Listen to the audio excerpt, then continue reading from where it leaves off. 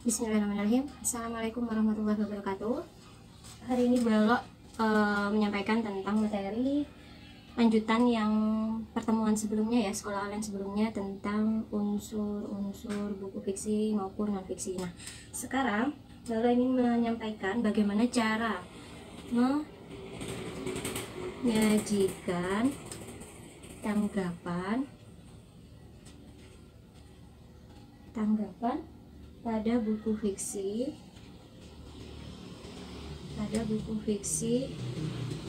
dan non fiksi. Jadi di dalam sebuah hasil karya, baik itu karya buku seperti itu ya,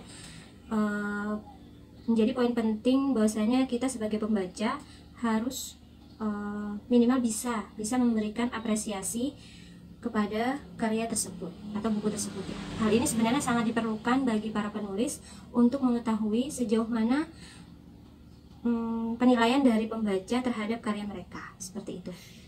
Nah, hari ini Balo ingin menjelaskan tentang bagaimana sih cara kita mengapresiasi buku-buku yang sudah kita baca.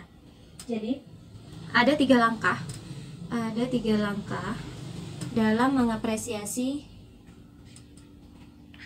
hasil karya buku. Dalam hal ini Balo lebih condong kepada buku ya, bukan hasil karya yang lain. Yang pertama adalah daya tarik teks.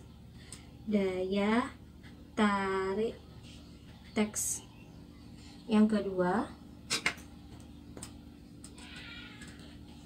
adalah kebahasaan teks. Dan yang ketiga, isi teks. Nah, ketiga hal ini sangat diperlukan oleh penulis, sangat diperlukan oleh pembaca dalam memberikan penilaian atau memberikan apresiasi terhadap buku yang sudah dibaca, seperti itu. Baik, Bella akan mengupas satu-satu. Yang pertama adalah daya tarik teks. Daya tarik teks di sini berfungsi untuk bagaimana sih awal mula atau latar belakang kita dalam memilih suatu buku. Kita tidak mungkin gitu ya memilih suatu buku itu langsung hanya dipilih tanpa pertimbangan atau penilaian terlebih dahulu. Jadi yang pertama, di dalam daya tarik teks kita harus mengetahui apa judul dari buku tersebut. Judulnya kira-kira menarik tidak dalam buku yang sedang akan kita baca. Judulnya menarik atau tidak gitu.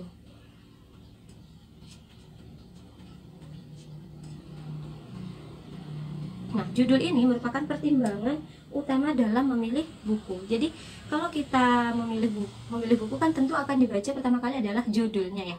Nah, judul ini adalah poin penting. Kira-kira kita tertarik tidak ya membaca buku ini berdasarkan judulnya? Kalau misalkan kita sudah tertarik dengan judulnya, maka kita mau tidak mau akan merasakan senang dalam membaca buku tersebut. Dan yang kedua di sini gambar sampul buku.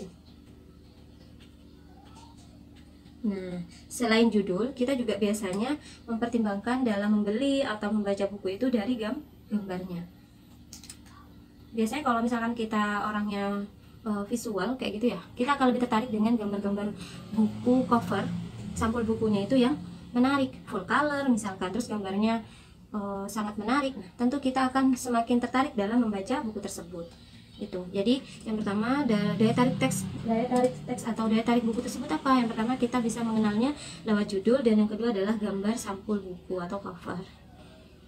Kalau kita dari dua hal ini sudah memberikan pertimbangan, sudah memiliki penilaian, berarti kita bisa menilai gitu. Oh, ternyata buku ini bagus untuk dibaca berdasarkan judul maupun covernya, seperti itu.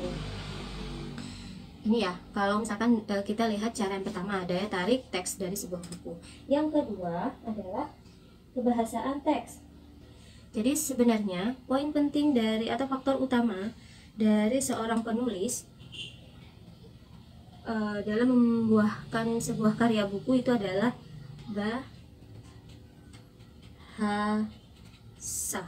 Nah, Dengan bahasa, penulis bisa menyampaikan argumentasi atau pendapatnya, menyampaikan alur ceritanya, menyampaikan tokoh-tokohnya ya dari bahasanya gitu.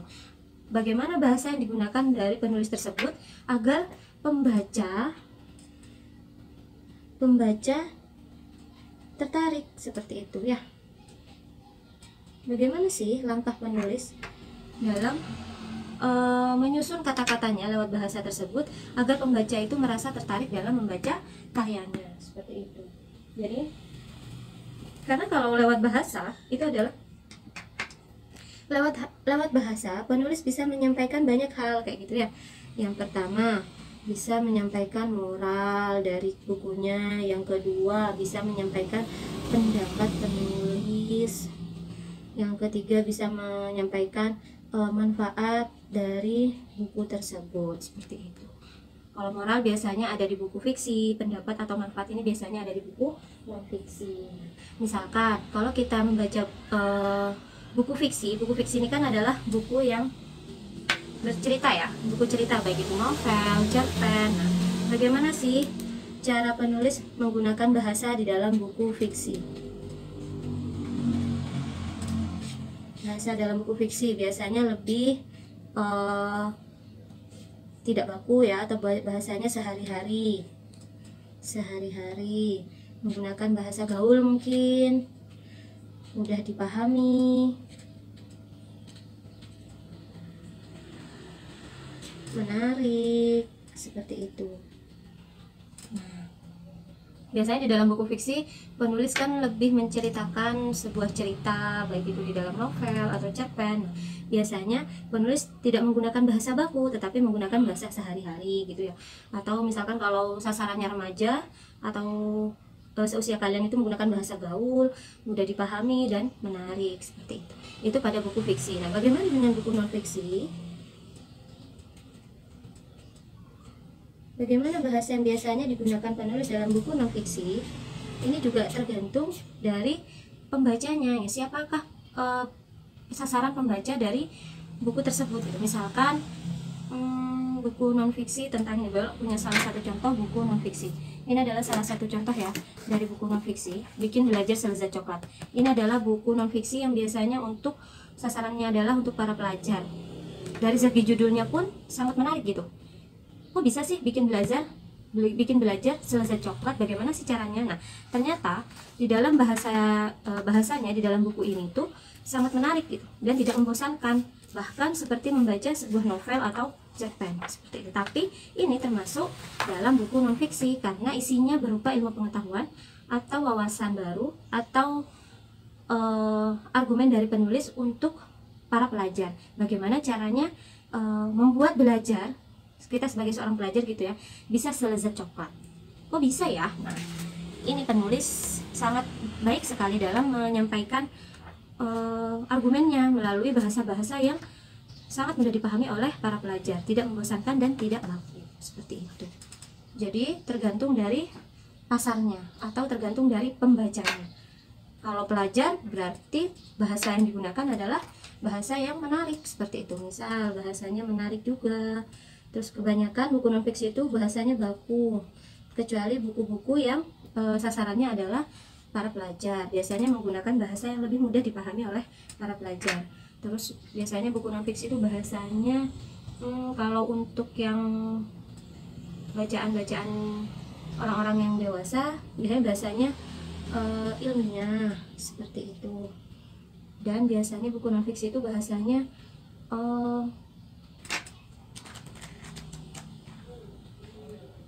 mudah dipahami ya.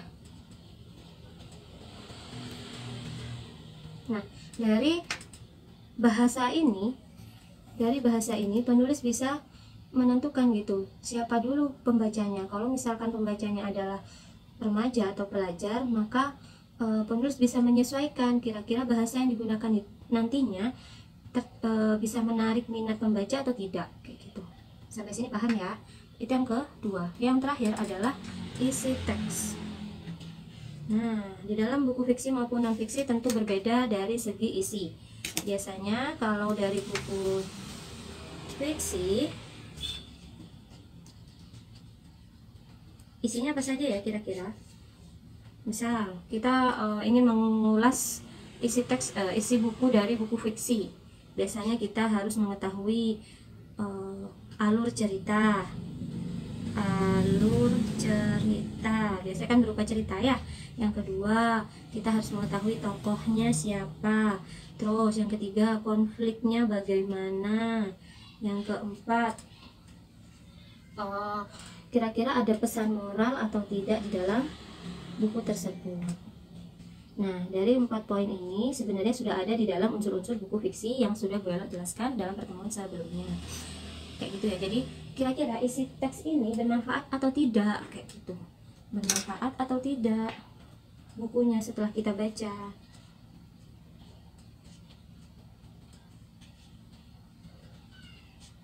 Bermanfaat atau tidak. Dan biasanya di dalam buku fiksi ini kita bisa menemukan manfaatnya melalui pesan moral atau amanat, seperti itu. Kita bisa menemukan manfaat dari membaca buku fiksi itu berdasarkan dari pesan moral atau amanat yang disampaikan secara tersirat oleh penulis.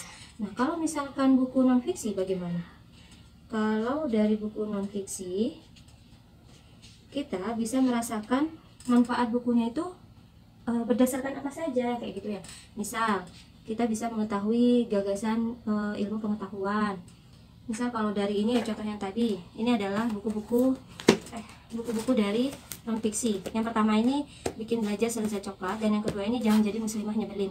Nah, meskipun ini adalah 2 buku non fiksi, tapi kemasannya sangat menarik untuk dibaca oleh para pemuda, kayak gitu ya, para remaja dan seusia kalian.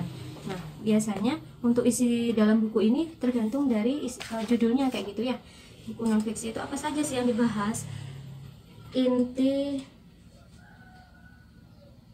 ilmu yang disampaikan, Nah, kira-kira membahas tentang apa?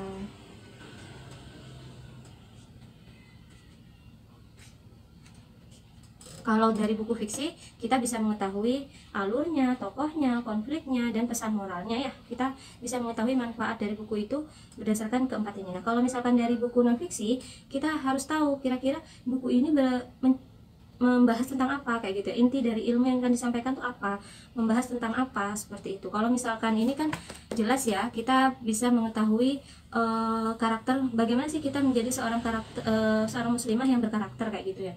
Makanya kita harus baca buku ini agar kita tidak dicap menjadi muslimah yang nyebelin gitu. Atau kalau dari buku ini, buku non fiksi ini, kita bisa belajar bagaimana sih caranya, tips triknya belajar selezat coklat. Biar belajar itu kita semakin asyik gitu ya, tidak menjadi beban gitu, tetapi semakin nikmat, selezat coklat. Nah, kalau kita sudah bisa membedakan isi dari buku fiksi maupun non fiksi, maka kita bisa memberikan penilaian atau apresiasi. Nah, ini kalau yang ini adalah contoh dari buku fiksi. Buku fiksi ini kan cerita ya, cerita baik itu novel atau cerpen. Nah, ini adalah novel Kemi 2 dan Kemi 3. Kemi ini adalah salah satu novel yang mengisahkan tentang seorang santri lulusan pondok pesantren yang terjerat liberalisme, kayak gitu. Kalau misalkan kalian suka dengan isu-isu liberalisme, nah cocok banget baca buku ini, seperti itu. Nah, di sini caranya bagaimana kita mendapatkan manfaatnya ya, kita harus tahu alur ceritanya, tokohnya siapa saja, wataknya tokoh bagaimana, konfliknya maupun pesan moralnya yang disampaikan oleh penulis untuk kita, seperti itu. Jadi bisa membedakan ya bagaimana cara kita memberikan apresiasi dari buku fiksi maupun buku non fiksi gitu ya, melalui 3 cara yang tadi. Daya tariknya, teksnya bagaimana, judulnya menarik atau tidak, gambar sampul atau covernya itu menarik atau tidak. Yang kedua, bahasanya, kebahasaan teksnya ini bagaimana, kayak gitu. Bahasa dari sebuah buku itu menarik atau tidak, kayak gitu ya, bahasa-bahasanya baik buku fiksi maupun non fiksi. Membosankan tidak ketika kita membaca buku tersebut. Dan yang ketiga adalah isi teksnya, kayak gitu. Kalau buku fiksi alur cerita tokoh, konflik maupun pesan moralnya itu bagaimana. Nah itu nanti harus disampaikan, diapresiasi.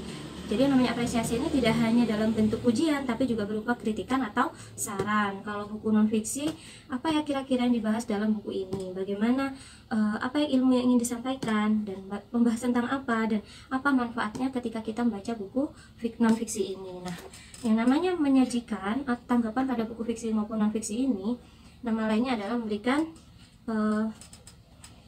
pertimbangan atau penilaian ya. Penilaian atau apresiasi. Nah, di dalam penilaian ini ada penilaian berupa pujian atau kritikan dan saran. Jadi tidak hanya berupa pujian saja, tapi bisa memberikan kritikan atau saran. Nah, dua hal inilah yang dibutuhkan oleh penulis dalam memperbaiki hasil karyanya. Begitu. Ada pertanyaan? Sudah paham? Sudah paham?